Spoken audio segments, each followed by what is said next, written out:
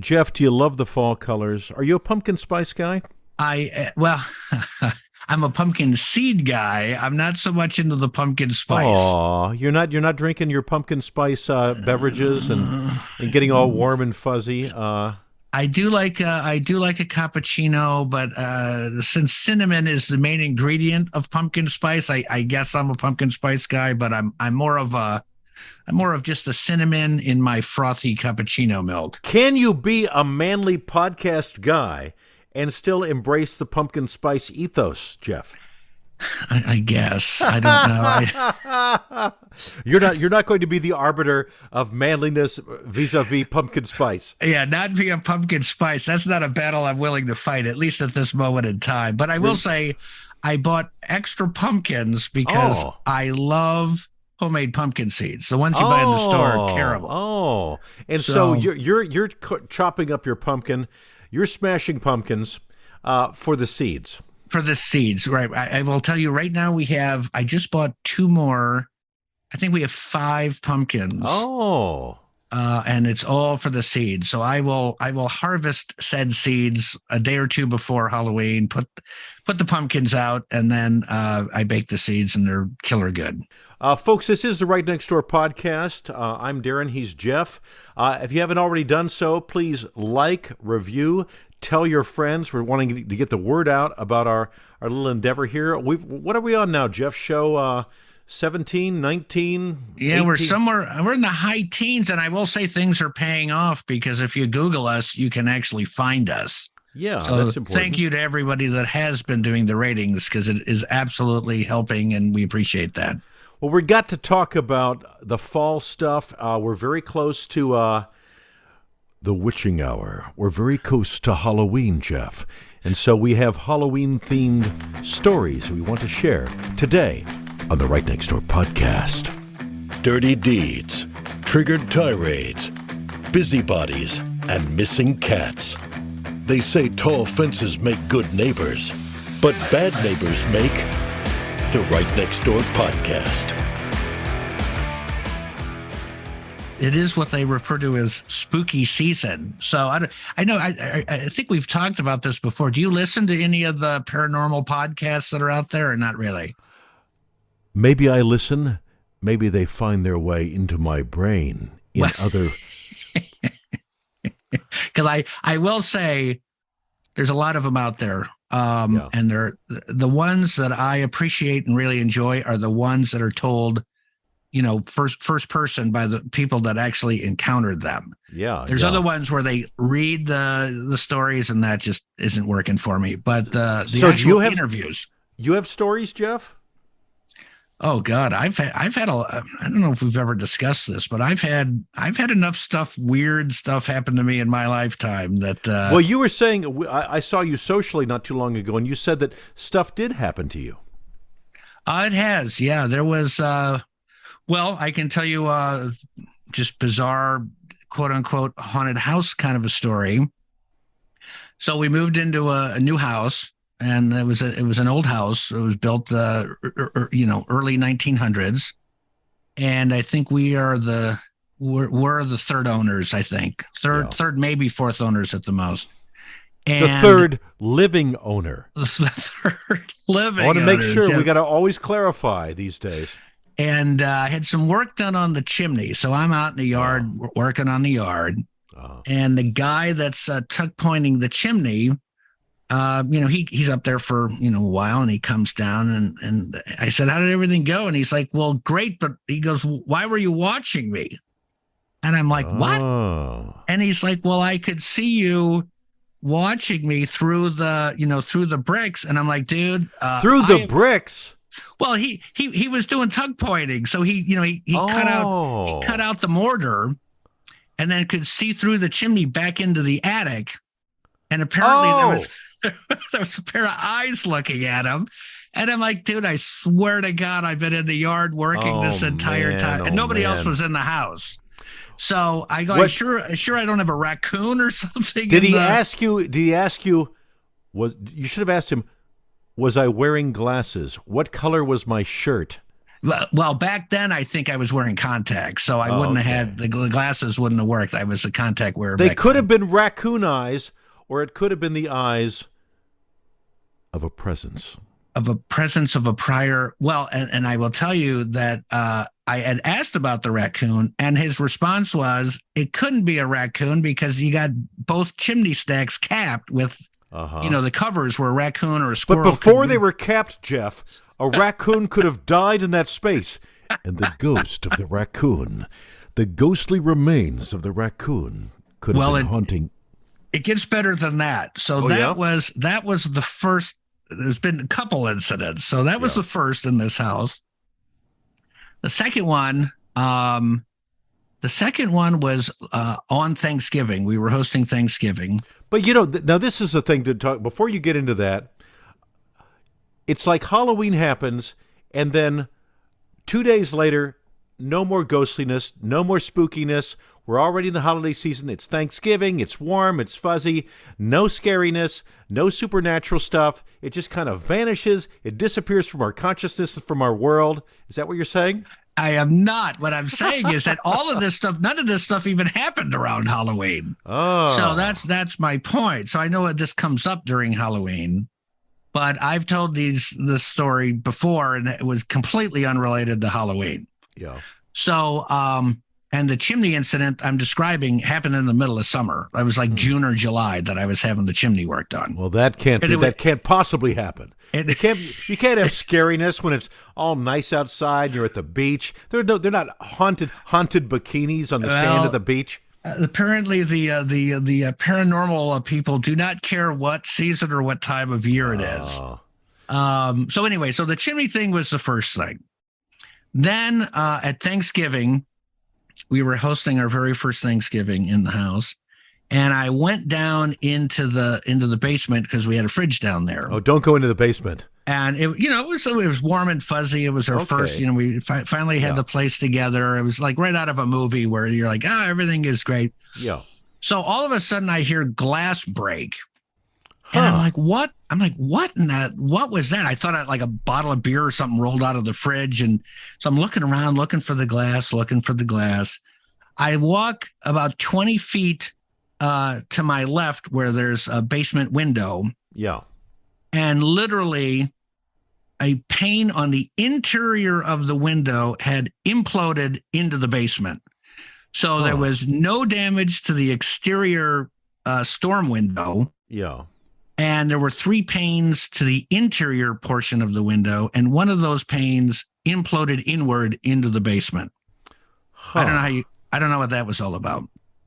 So I'm gonna say, a house settles, the pane gets twisted a little bit. There's a new family in there. They're walking around with heavy feet. There's furniture moving in and out. I'm going to say a house kind of settles. It goes a little off axis.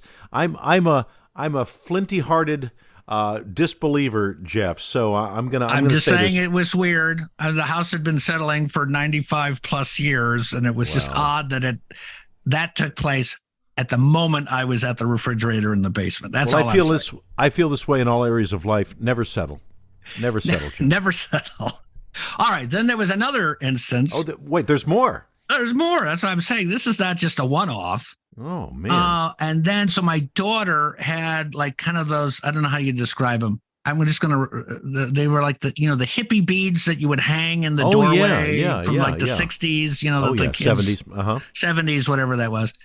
So, but you can't do that anymore because it's a choking hazard. So all that crazy fun we had in the 60s and 70s, can't do that anymore because someone could be unnecessarily entangled in the beads and their life be snuffed out. But go ahead. All right. So she's studying in her bedroom. Yep. And the beads just start swaying as if someone had moved through the beads. So she came flying out of her room. I was in my bedroom at the time. She comes flying out. She's like, Dad, the beads started moving and she like drags me into her room and the beads are still, they're settling, like they're still moving, but not like, if you go through them, it takes a few moments for them to settle. Yeah. So they were still moving. She was completely freaked. So something came through those beads. Something and this was during presence. winter, so there were no open windows, there were no pets, no fan, nothing. Beads just moving on their own. And I'm thinking it's a ghost from the 60s or 70s. They're seeing these lovely beads. They just want to experience the feeling of the beads flowing over their protoplasmic self, and that's what unexplainable. I can't explain it. And then the last thing that I happened, said protoplasmic. I should have said ectoplasmic. I apologize. So the last thing that I recall, there may have been other. I mean, I have to talk to my daughter about it. But so the last thing, we're all sitting in, where we have the TV area, right? Yeah. Okay. Well, this is when we first got Augie, not Fred's, but Augie. Doggies. So this is going back a number of years now. Augie doggy. And we put bells on to train them to go outside. You hang like sleigh bells, and then they go over, they paw the bells, they make a chime, and then it's time. So we're all sitting there watching TV, and the bells ring, and nobody's at the front door. There's nobody outside. Augie's sitting on our lap, and I'm like, "Did you hear that?" And my wife's like, "Yeah, I heard that." We're all looking at each other like, how in the heck did these bells just ring all by themselves? So anyway, you don't just have ghostly presences. You have ghostly dogs being trained. Their dogs are being trained in the afterlife in your house. This is crazy. Well, I did. So flash forward. Laura was outside doing some yard work, and the grandson, totally random, because I wish she would have gotten his name, because I would have loved to have talked to him. Yeah. The grandson of the original builder of this house had come by just randomly. I guess he was in town or whatever. I wasn't home at the time. And he's like, yeah, I was a little kid. My grandpa built this house. We find out that grandpa was waked in the living room, because back in the early 20s, you didn't go to a funeral parlor. The wake was in the house. The wake of the grandfather in the house, and I'm assuming that also the grandfather died in horrible pain in some room in the house, possibly in the basement, possibly near that glass that shattered. Yeah. If there's a building that's been around for more than 50 years, I think somebody's died in my space here. I think maybe the lady, a couple of tenants before me died in where I sleep these days. A building's been around for a while. We're in the Chicago area, a lot of old buildings here. So if you believe that someone's passing between the realms, between the living realm and the realm of the dead, and maybe they get stuck, Jeff. They get stuck somewhere. Maybe they get stuck. They're moving through, like, say, as an example, some hanging beads, and they get stuck between realms. Or they're stuck at the front door and they're trying to ring the bells. Yeah, they're trying to get out. They're trying to let me out. The ghost is untrained. They don't know how this works. They're ringing the bell to be let out, and there's no one to help them because they can't see them because they're a ghost. There are many perfectly reasonable explanations for these things that happen. Well, I don't know. I mean, out of all the things that happen, maybe your window theory, maybe, but the other stuff was so bizarre. Yeah. And, I worked with a very dear friend of mine who was is a lovely lady. And she had an old house in Valley Village out in LA. And this was before I had experienced any of the stuff in my house. And I think I was producing a Halloween show at the time, and she's like, "Oh, just like off the cuff." She's like, "Well, my house is haunted. It's not that big of a deal." And I'm like, "What do you mean your house is haunted?" It's haunted. It's not that big of a deal. She goes. Well, when I bought the place, the owners are like, we have to tell you the house is haunted. And she's like, "Oh, okay." That's so very nice of them to admit that. Well, in some places you actually have to disclose that. Really? Like legally? Yes, legally have to disclose it. The fact that like haunting and supernatural stuff is in some legal framework blows my mind. Well, so she was, kind of like you. She's like, "Okay, house is haunted, whatever. I'm buying it anyway. I love it." And she goes, "I'll be damned if the house isn't haunted." And I go, "Well, how do you know? Like what?" And she goes, it's like a friendly old guy. She's like, "I can just sense when he's in the room. and he likes the corner of my what was her study library office kind of space, and she's just like, I can sense when he's there, and he's not like mean or he's just hanging out, and she's like, it's no big deal, it's totally fine. So in her mind it was like, but she could sense his presence. So she sensed his presence. I mean, he didn't move, he didn't shuffle papers, he didn't break teacups, he didn't do anything overt. But maybe she's haunted. Maybe her brain is haunted. If she's sensing something, is it in her? Is it her that's bringing the haunting, or is it? It wouldn't have been her because the prior owners gave her the heads up, so it couldn't have just been her. But did they plant that in her brain? You see, okay, letting you know the house is haunted. There are 4 square feet in the office area from here to here, and if you feel a presence in that, maybe some people are suggestible. Is all I'm saying. I would not disagree with that. I mean, a good case in point is had followed this. Are you familiar with the Skinwalker Ranch?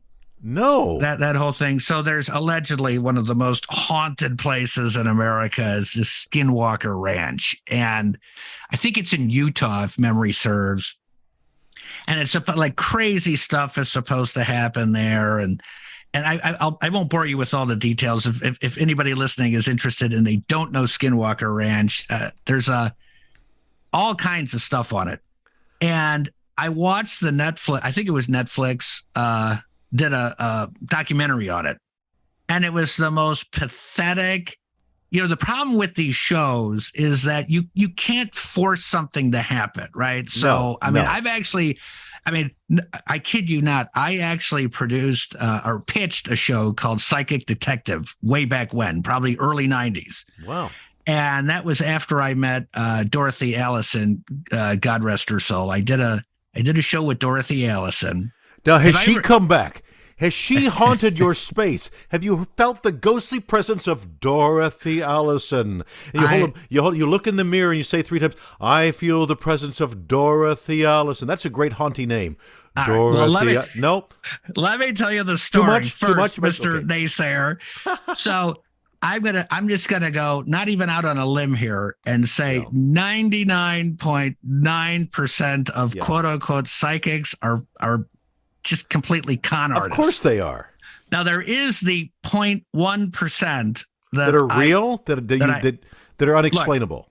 Look, that they can do things which are not explained. And I will tell you in that show Unsolved Mysteries? Yes. Mm-hmm. So my first knowledge of Dorothy Allison was on Dorothy Allison. Dorothy Allison. Okay, I'm sorry. Go ahead. Can I get this story? And we don't have an hour for this. Go ahead. So I watch her on Unsolved Mysteries with Robert Stack. Yeah. And she, there's a missing child case, and the kid's been missing, whatever. And this is going decades back, so you'll forgive me that I don't recall all the details. But Dorothy gave a bunch of stuff to the police, and they, lo and behold, found the deceased child. Oh. And that was the first time I was like, wow, okay. So so using psychic methods, she found things? Yeah, well, so let me a dowsing rod? She have like no. sticks? So let me be clear on this. Okay. And this, because people will be like, why don't they just do lottery numbers? That isn't how that isn't how it works. You get, certainly, even if you have a robust imagination, you see things in your mind's eye. Yes. No? Yeah. Okay. So somebody like a Dorothy Allison sees images in her mind's eye that for some reason connects with reality. And so she was able to do things that were completely unexplainable by any. I mean, when I met her, flash forward years later, she literally brought to the show a 3-ring binder of thank you letters from police departments all over the country. From cases that she helped solve, at literally letters from the chief of police, and cops are the worst. They totally. So I'm going to tell you another story. So some people have a gift. Some people have Jeff, a gift. If you chose not to do what you do for a living these days, you have some sensibility, you have some ESP, You could maybe hire out your services. You could see if but maybe Jeff, your gift is a different one. Maybe yours only inspires people to see things through brickwork. So if there's a clue in a building and they're doing some brickwork, maybe you could find some way to inspire that person. So different people have different ways the paranormal world affects them. I'm saying your gift might be unusual, but it could be helping people around the nation. You can consider that perhaps. I could potentially consider that, but I will tell you that officers of the law are like kind of the last people to believe in any. So for her to have paranormal. a binder from officers is impressive, you're saying? I thought that was pretty impressive. Yeah. And during my producing endeavors, I did a thing with Joe Kozenzak, who was the Des Plaines, Illinois detective, who was the guy that cracked the John Wayne Gacy case. Joe Kozenzak. There's pretty much you can say any name. Say any name in a ghostly voice. Spooky. So I was doing an interview with Joe. And off camera, there was, if you'll recall the Gacy case, he had, I don't know, 30 some odd people under his house. Yeah. But there was also like 5 or 6 or 8 people. He ran out of space and he started dumping the bodies. Like anybody would. Like anybody would. Yeah, you run out of space in your crawl space. Sooner or later, you're going to need another. You or me are the same way. Joe and I are talking, and he had dealt with Dorothy because we were talking about Dorothy. Uh-huh. And he's like, Dorothy, he goes, I don't really believe in that stuff, but he's like, I'm going to tell you a story, which is a little off the wall. I'm like, fire away, Joe. He's like, Dorothy came in, one of the families brought her in because their son was missing. And Dorothy went to Joe, and the way she kind of worked is she would see landmarks and stuff and describe where she thought the body was. Wow. And she goes, on this date, you'll find this guy on this date. So just like, really? So he literally wrote the date in a matchbook cover and then stuck it in his desk drawer. And he goes, that was before Post-its, before the internet. Right. Yeah. And so he goes, believe this or not, he goes, I got a call one day that the guy we were looking for, they found the body. And he went back to his notes that Dorothy said all the landmarks. And this was, it didn't happen within like a week. It was, I don't know, a year later or 8 months. It was long enough where he couldn't remember the details. Yeah. He goes back to his notes. All the landmarks and stuff where Dorothy was trying to tell them where the body was there. And the date that the body was found matched the date on his matchbook. Whoa. So you explain to me how something like that happens. I can't explain it. And again, I'm such a skeptic about these things. But the frightening thing for me is if any of this is real, then it's all got to be real. I think that there is some weirdness that can't be explained. Well, you've kind of convinced me, Jeff. There was a woman was my girlfriend for some years, many years ago, and she had a lot of paranormal, strange experiences, and she was a very trustworthy, very smart, very wise woman, and she'd say these things as a matter of course. Well, yeah, we had poltergeists in our dorm room, and they'd move the bed, and because I went to I got my graduate degree from Ohio University in Athens, and it's a very haunted town. There are 5 hills that form a pentagram. And so really?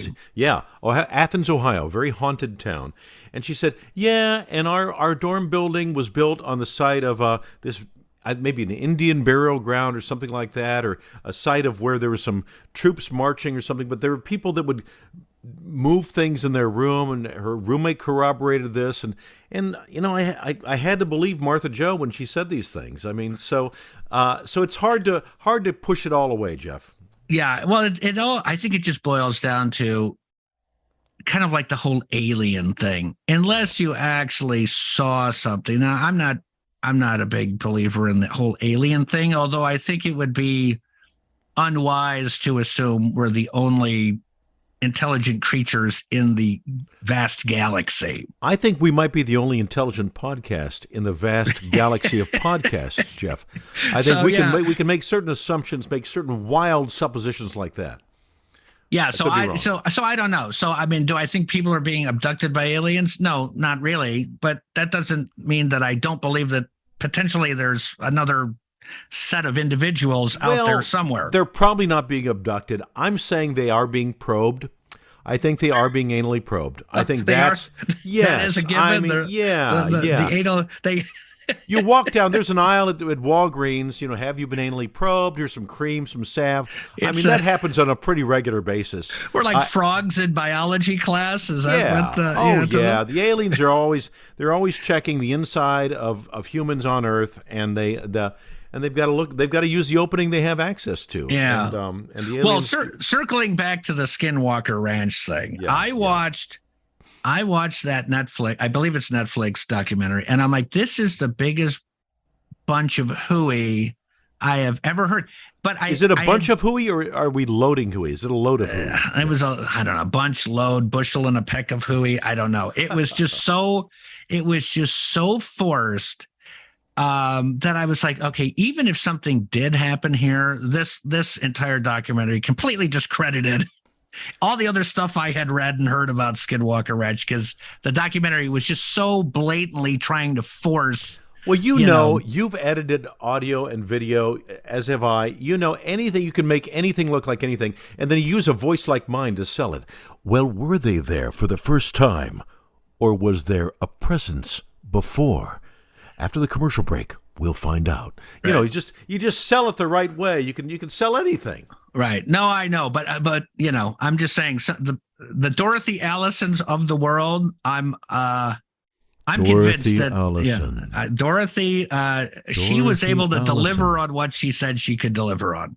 Dorothy delivers. At least in my dealings with her, she seemed pretty legit. So people should have a happy Halloween, Jeff. Do you encourage our listeners to enjoy their themselves? This is I don't know. Fun fact: other than the Christmas holiday, this is the second biggest stuff to buy holiday, which I don't fully understand. I literally was driving to work yesterday, and there was a house with a substantially large front yard. Now, I'm not very good at telling how many feet. It was not a small front yard. Yeah. There were those blow up Halloween things, big and small, that literally covered every square inch of the front yard. And those are free, right? They just give those out. Don't municipalities just give those out for free? Or there were hundreds of them. Thousands of dollars of those decorations. Thousands of dollars of blown up, pumpkins and ghosts. And I'm like, oh my word. It must have taken hours to set all that stuff up. So people just kind of take it to the extreme. There was something I saw, those 12-foot tall skeletons, which you used to be able to buy at Home Depot. They're sold out. They're long sold out now. But they're called Skelly. They actually have a name, Skelly. And there was an article I saw in Dig, which is a website that kind of has a lot of great internet-related things to it. And these Skelly 12-foot tall skeletons they sold like hotcakes. So if you see a 12-foot tall skeleton in a front yard, it's this brand of skeleton, and they're everywhere. They're just all over. Yeah, I don't know. I mean, as a kid, we all went to the Halloween. Although when we were kids, I remember they'd be like, stick your hand in here. And then it would be like, cracked eggs. And they're like, it's eyeballs, and you're like, oh my God, eyeballs. Oh, you do a haunted house in somebody's basement, and then you close your eyes. You have to walk over like clothes and put your hand in a bunch of spaghetti. And yeah. So are you a big horror movie guy? I do not like to be scared, Jeff. See, now that's interesting because, I have some family members who will not watch horror films, and I'm one of them. I'm that guy. This is obviously dating myself. My first horror picture was the original Halloween with Jamie Lee Curtis. I think that was 77, 78. I was in grammar school at the time. Scared the bejesus out of me. Oh yeah. But I developed a theory. Even back then, you want to know what the theory is? Sure. What is your scare movie related theory from Right Next Door doesn't Podcast? Matter write this down, folks. Write it down. If it's Jason or whatever your Halloween crazy movie killer is, the formula in a horror movie is: if you show your boobs, you die. Oh. So women must be punished. Any sexual content must be punished with death. Yes. So the running gag in our household when we're watching a movie, I'm like, if she shows her boobs, she's dead. So the second, and so you can set your stopwatch. Okay. That's right. The boobs flash out and click. And click, here comes the knife, or the chainsaw or whatever it is. So that's see, I love them. I've always loved them. Oh no! You mean horror movies? Come horror on, movies, this is a family show. Okay, you're right. But I will say, like The Exorcist, probably for me, scariest movie of all time. Oh well, I cannot watch scary movies. I have seen The Exorcist. I have seen some scary movies on the lower level. There's a kind called a genre of movie that's been around for many years called torture porn. Movies like Saw, where it's like this. They'll do these horrible things. These teenagers are in the woods.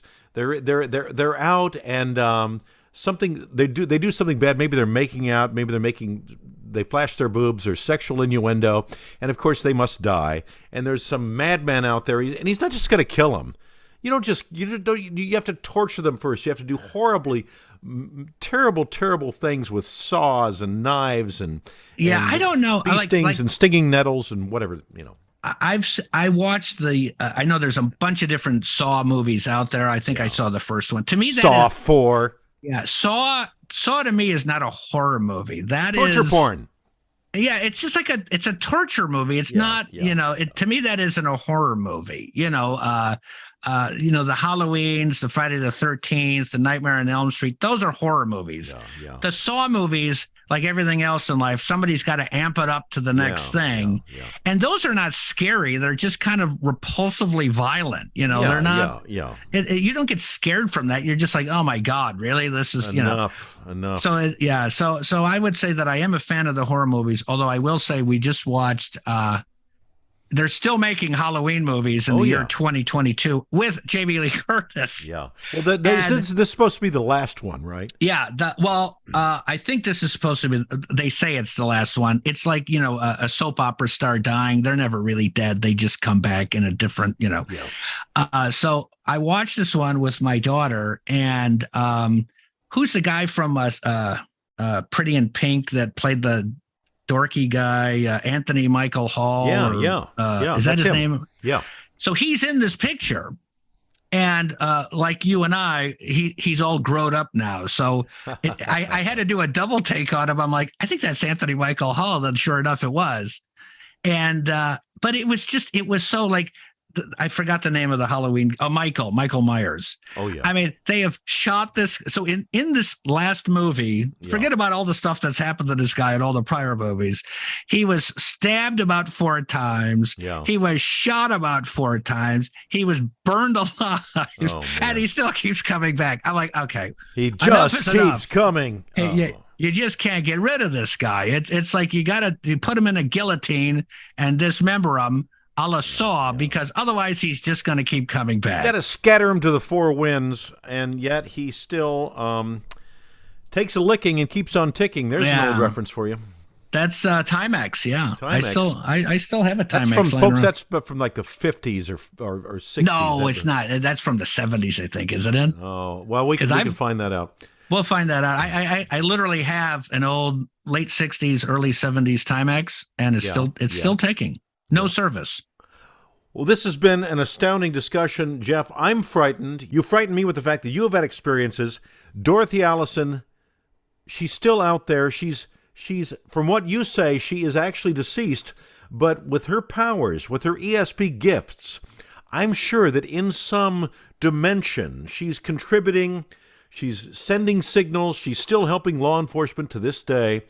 And if you're a Dorothy Allison, if you're in our listening audience and you have some insight into paranormal activity, write us, let us know about it. We want to know what you know, and maybe there's law enforcement personnel that can benefit from your paranormal experiences.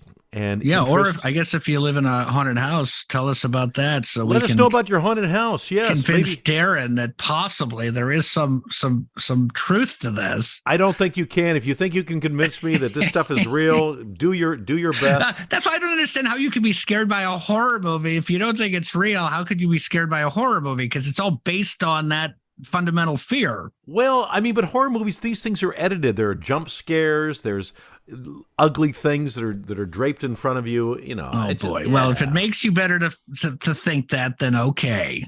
But, although I will say to all the children that might be listening or their parents, please come to my house and get the candy, because otherwise I'll eat it. And Lord knows I don't need any candy to help my waistline get any bigger. Jeff, I'm coming to your house. I'm going to get that free candy. You can have all of it. We should just start giving out like licorice or something nasty that I wouldn't eat, because the Reese's Pieces already gone. I'm so coming to your house. I'm going to be, I'll mess up my hair or something, and I'll say trick or treat, and I'll look kind of familiar and kind of too big to be a kid. But for the free candy, Jeff, what the heck? I've already blown through all the Baby Ruth. Laura's like, we don't have any Baby Ruth left. You ate them. I'm like, I don't know. Go get some more then, I guess. So how'd they disappear? It's a mystery. That's what I told her. It wasn't me. It must be the ghost. Somebody else took the Baby Ruth. They were right here, and now they're gone. They're gone. Nothing left but some discarded wrappers. That's strange. Very strange indeed. You have a neighbor who's driving you crazy. Tell us about it. RightNextdoorPodcast at gmail.com.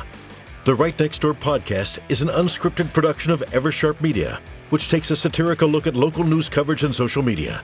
The material, views, and opinions expressed are not necessarily those of the talent, guests, or the production company. Celebrity voices impersonated, including this one.